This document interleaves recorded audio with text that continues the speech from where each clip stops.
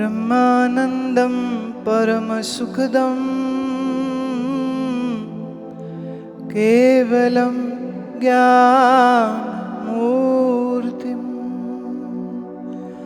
द्वन्द्वातीतं गगनसदृशं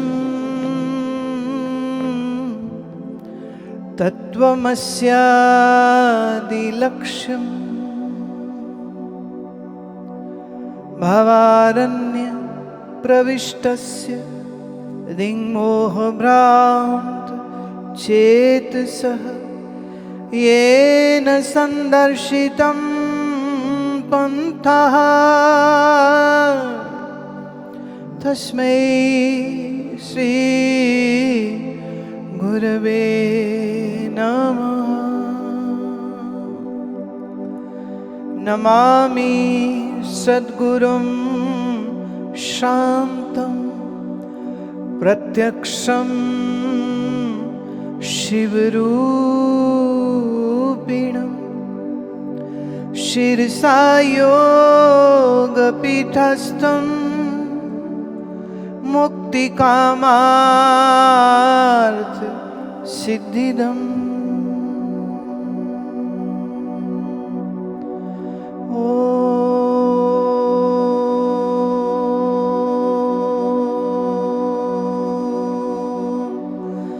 शांति शांति शांति।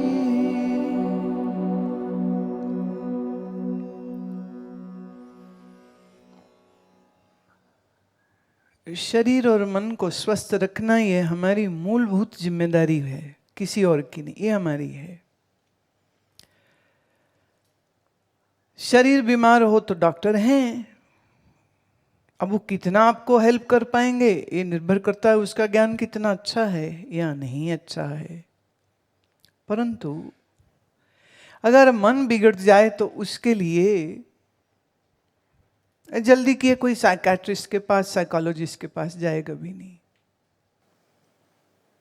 मैं ये जितने आप लोगों के पत्र पढ़ रही हूं तो सच्ची बात बोलूं तो एक थोड़ा अफसोस हो रहा है कि कईयों के घर के वातावरण बहुत ही खराब है, बहुत। ऐसा है जब कोई शादी करता है ना तो उसका पैरामीटर क्या होता है? लड़की होता है टॉल स्लिम फेयर, लड़के का होता है handsome, makes money in 6 digits, has a very solid job. इसमें कहीं पर भी संस्कार की बात नहीं है, एथिक्स की बात नहीं है, मोरालिटी की बात नहीं है, ईमानदारी की बात नहीं है, वो आध्यात्मिक है या नहीं है इसकी कोई बात नहीं होती। तो आपको एक बहुत खूबसूरत पैसे कमाने वाला, एक अच्छे घर, एक अच्छी जॉब करने वाला लड़का मिल गया और शादी होने के बाद पता चलता है वो मारता है, पीटता है, शराब पीता है, दूसरी लड़कियों से अफेयर रखता है, अपनी पत्नी की कोई सम्मान इज्जत नहीं करता है। तो इसको क्या आप बहुत अच्छी शादी कहेंगे? अब ऐसी शादी में ऑब्वियसली फिजिकल रिलेशंस होंगे, क्योंकि लोग शादी और किसी वजह से नहीं कर रहे, सिर्फ ऐसी एक्स के लिए कर रहे, तो बच्चे हो जाएंगे। अब जिसके बाप के ऐसे गुण लक्षण हैं उस घर में जो बच्चे पलेंगे वो कैसे होंगे? अब लड़की पतली हो, सुंदर हो, गोरी हो, अच्छे बाप की बेटी हो तो मतलब पैसा, माल, दहेज ज्यादा ले आएगी वो, और किसी को शर्म भी नहीं लगती लेते समय। ऐसे पढ़े लिखे हैं, ऐसे कई बार मे बी IAS ऑफिसर हैं, मे बी मजिस्ट्रेट है, मे बी लॉयर है, मे बी डॉक्टर है, लेकिन दहेज लेते में उनको कभी शर्म नहीं लगती। अब आपके वो लड़की के सारे पैरामीटर पूरे हो गए। लड़कियों का तो थोड़ा और भी झंझट है। झंझट ऐसे, मेकओवर आर्टिस्ट काली कोयल को बगली बना देगा, बग्गी। एकदम गोरी चिट्ठी सुंदर, आईलैशेस नकली हैं, आईज में लेंस है, हाइट के लिए हील है, बाल कम थे तो विग है या क्या बोलते एक्सटेंशंस है, और ये सब सजावट के बाद सुंदर ही लगेंगी। और मोस्ट ऑफ द टाइम लड़के को और कुछ चीज तो चाहिए ही नहीं ना, एक सुंदर शरीर चाहिए। फिर संस्कार क्या है, सोच क्या है, धर्म है, अध्यात्म है, मोरालिटी है, ईमानदारी है, खाना पकाना आता ही नहीं आता। हालांकि ये दोनों को आना चाहिए, लड़के को भी और लड़की को भी। ये सिर्फ लड़कियों की जिम्मेदारी नहीं कि पका पका के मंडे वो खिलाती रहे सबको। मंडे समझे नहीं होगे, मंडे ये थोड़ी दूसरी भाषा है। मंडे मतलब मोटी मोटी रोटी। तो भोजन तो दोनों को आना चाहिए पकाना। अब शक्ल देख के, लड़की की फिगर देख के शादी कर ली और अब पड़ गया स्यापा, क्योंकि उसके डिमांड्स बहुत है। जो हनीमून स्विट्जरलैंड में चाहिए, लोनावाला में नहीं। एक हमारा चेला है, उसकी हुई शादी, तो वो कहता है अपनी पत्नी को कि हम सबसे पहले गुरु माँ के पास जाएंगे। इसी बात पे लड़ाई हो गई कि शादी के बाद गुरु के पास कौन जाता है। मेरे को नहीं जाना। वो जैसे तैसे समझा बुझा के उसको लाया यहीं पर। अब उसकी लड़की की शक्ल दिख रही थी कि बेचारी की दिल के अरमा आंसुओं में बह गए इसके। तो साल भी नहीं चली शादी, लड़ाइयाँ। वो अपने घर ही अपने घर, अब वकीलों के चक्कर लग रहे हैं और फैमिली कोर्ट में फैसले हो रहे हैं। जब शादी होती तो कोर्ट तो इन्वॉल्व होती नहीं, पर जब तोड़नी होती तो फिर कोर्ट आ जाती है। लड़की भी बड़ी सियानी, उसके पास पूरी प्रॉपर्टी की लिस्ट है, एफडीज कितनी बैंक में कहाँ अकाउंट है, उसके पास सब कुछ लिस्ट थी। मतलब वो शादी के पूरे टाइम वो यही देख रही थी कि माल कितना है और कहाँ कहाँ है। उसने धर दिया, मेरा हिस्सा दो, फ्लैट में मेरा हिस्सा दो। अब हिस्सेदारियां हो रही हैं। तो सिर्फ शरीर की सुंदरता देख के अगर ब्याह होगा तो वो ब्याह कभी मुश्किल है चलना। सिर्फ लड़के की आमदनी देख के या गाड़ी देख करके शादी अगर हुई है तो भी ये शादी ज्यादा समय चलेगी नहीं। चलेगी भी तो फिर वही होगी कि जूता चप्पल चल रहा है और मोहल्ले वाले देख रहे हैं। और वो क्या होते हैं ना, एनजीओ सताई हुई पत्नियों की जो सहायता करने आ जाते हैं। आजकल सताए हुए पतियों की भी एसोसिएशन बन गई है, पीड़ित पति संस्था ऐसा कुछ है। नंबर रख लेना, पता नहीं कब जरूरत पड़ जाए। अब सोचने की बात है कि क्या ये ब्याह करने का एक उचित फाउंडेशन है। लड़की के लिए जस्ट लुक्स, लड़के के लिए सिर्फ कमाई। और प्रॉब्लम यह है कि बहुत सारी शादियां ऐसे ही भारत में होती, क्योंकि सबको है शादी तो होनी चाहिए। मतलब हम और कहीं से आगे हो न हो, जनसंख्या बढ़ाने में तो भारत सबसे आगे हो गया। कभी चीन था, और मैं चाइना में गई थी तो वहां 1 चाइल्ड पॉलिसी है। मेरी जो गाइड थी वहां पर, वो अपने माँ की दूसरी बच्ची थी। जिस दिन वो घर में पैदा हुई, छुपा के रखा उसकी माँ को, क्योंकि नहीं तो गवर्नमेंट ऑफिशियल्स आएंगे, वो बच्चा ले जाएंगे और वो अमेरिका यूरोप अडॉप्शन के लिए बच्चे को दे देते। कुछ और भी कहानियां हैं, पर मैं उसकी पुष्टि नहीं करना चाहती हूं क्योंकि मेरे पास उसकी पुष्टि नहीं। बट बहुत सी भयंकर बातें भी सुनने को मिली। तो ये कहती है कि मैं दूसरी बेटी थी तो रात में मेरे माँ बाप ने मुझे मेरी नानी के घर भिजवा दिया। और वो दूर गांव में था और वहाँ ज़्यादा चेकिंग नहीं थी। और आस पड़ोस के लोगों ने पूछा ये कौन है, तो वो बोले मेरे फला रिश्तेदार की ये बेटी है और उसकी ना माँ मर गई है जन्म देके, इसलिए हम इसको अब पालेंगे। वो कहती मैं कम से कम 20 साल अपने माँ बाप की शक्ल नहीं देखी, क्योंकि अगर पकड़े जाते उनको भी दंड होता, मुझे भी दंड होता। 20 साल उसने माँ बाप की शक्ल नहीं देखी। अब वहां पॉसिबल है, कम्युनिज्म है, वो कुछ भी करें। ह्यूमन राइट्स नहीं होते ना वहां पर। चाइना में ह्यूमन राइट्स नहीं है, सारे राइट्स गवर्नमेंट के पास, तुम जियोगे मरोगे ये उनके पास है। अब भारत में सोचिए, ऐसा हो सकता है क्या? One child policy. मुझे तो ये लगता है कि आने वाली एक पीढ़ी को तो अभी बिल्कुल बच्चे पैदा करने ही नहीं चाहिए, सारे एकदम सारे। पर यहां तो ऐसे पागल हैं, जहां लड़की हुई 23-24 की करो शादी, जहां लड़का हुआ 25-26 का करो शादी। अब शादी करके क्या उखाड़ लोगे तुम? साल डेढ़ में 2 बच्चे कर दोगे तुम।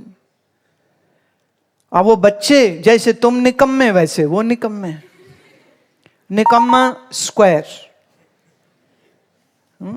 डबल निकम्मा होगा वो। बात ये उठती है कि अगर बीज सही नहीं है तो फसल अच्छी नहीं होगी। कईयों की तो जिंदगी का लक्ष्य ही ये है कि बस शादी हो जाए, सिर्फ इतना ही जिंदगी में वो करना चाहते। वो पढ़ाई इसलिए कर रहे, वो इंजीनियर इसलिए बन रहे, वो डॉक्टर इसलिए बन रहे ताकि अच्छी शादी हो जाए। अब अच्छी शादी क्या होती? जब तुम ही अच्छे नहीं हो तो शादी अच्छी कैसे होगी? अब तुम तो क्या गुस्से के चढ़े घोड़े सवार, हर समय जरा सा दाल में मां नमक ज्यादा डाल दे तो उठा के कटोरी पटक देते, हम नहीं खाएंगे ये। अब यही आदतों वाला लड़का, राजकुमार मम्मी का, जब शादी करेगा तो आई हुई उस लड़की के लिए भी तो जान अजाब में हो जाएगी। आदत पड़ी ना उठा उठा के चीजें फेंकना।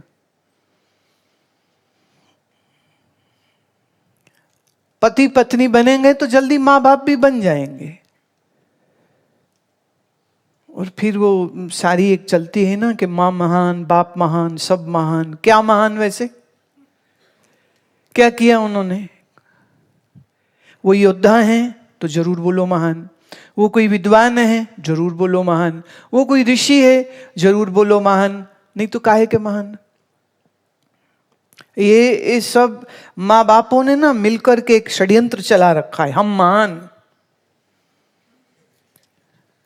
How, why? हम अच्छे हो जाते वही बहुत था, हम समझदार होते यही बहुत था। ये मैं इतनी थोड़ी कड़वी बात आज क्यों कह रही हूं? वो इसलिए क्योंकि तुम लोगों के भेजे पत्रों को जब पढ़ती हूं, जैसे एक बेटी लिखती है कि उसकी माँ अपने हर जीवन की समस्या का जिम्मेदार उसको मानती है। बोले तू इस घर में है इसलिए परेशानी है, तू इस घर में है इसलिए मुझे डिप्रेशन है, तू जब से पैदा हुई है बाप का काम चला गया। अब जो लड़की अपनी माँ से ऐसे मीठे वचन दिन रात सुन रही होगी, क्या बीतेगी उसके ऊपर? पर ऐसा कहते क्यों है? उनका अज्ञान है। जीवन में उनकी कुछ इच्छाएं रही होंगी जो पूरी नहीं हुई हैं। उन अधूरी इच्छाओं का बोझ लिए हुए जब जीते हैं तो गुस्सा फिर अपने ही बच्चों पे निकाल रहे होते। और या वो अपने बच्चे को गधा बनाना चाहते हैं कि हमारी इच्छाओं के बोझ को हम तेरे ऊपर ला देंगे, हम तो बीए भी पास ना कर सके, तू एमबीए कर, तू नीट क्लियर कर, तू जेईई कर, तू यूपीएससी कर। अब लड़का कहता अच्छा करता हूं मैं। अब लगो, करो मेहनत, करो मेहनत। मालूम कितने लोग एग्जाम देते हैं? 20 से 25 लाख स्टूडेंट। और यूपीएससी क्लियर कितने लोगों की होगी? बामुश्किल 1000। उसमें भी रैंक वाइज, कितना अच्छा रैंक है उस रैंक के मुताबिक चलेगा। लेकिन सबके दिमाग में बैठा दिए कुछ बनो, कुछ बनो, कुछ बनो। अरे पहले इंसान तो बन जाओ।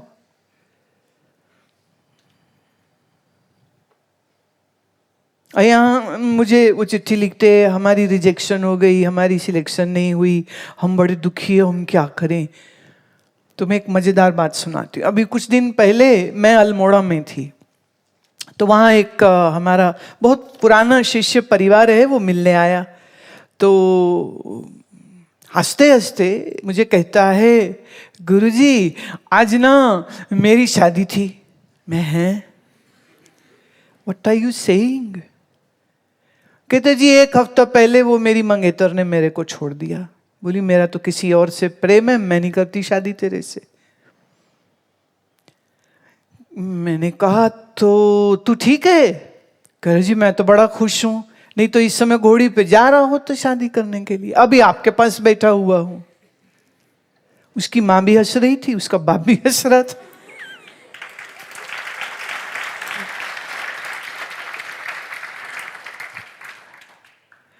तो अब मुझे ये समझ नहीं लग रही थी कि मैं अफसोस करूं कि तेरी शादी टूट गई, क्योंकि वो तो खुद खुश है। And he was happy like anything. कि हमारा सपना था कि हम आपको हमारे प्रदेश में मिले और आप यहां आए हैं, हमारे लिए इससे ज्यादा प्रसन्नता की कोई बात नहीं हो सकती। तो प्रसन्नता का संबंध शादी से है क्या? प्रसन्नता का संबंध आप नीट, जेई, यूपीएससी क्लियर कर ले मात्र उससे है क्या? एक लड़की कह रही थी बड़ी मेहनत करी उसने, 2 बार अपीयर हुई यूपीएससी में, क्लियर नहीं हुआ तो डिप्रेशन में थी। फिर परिवार मिलने आया तो उन्होंने बताया ऐसे बेटी इस तरह से बड़ी डिप्रेशन में चली गई है। मैंने उसको कहा, मैंने कहा अच्छा एक बात बता, अगर तेरा क्लियर हो जाता तो क्या होता? कहती मैं ऑफिसर बनती,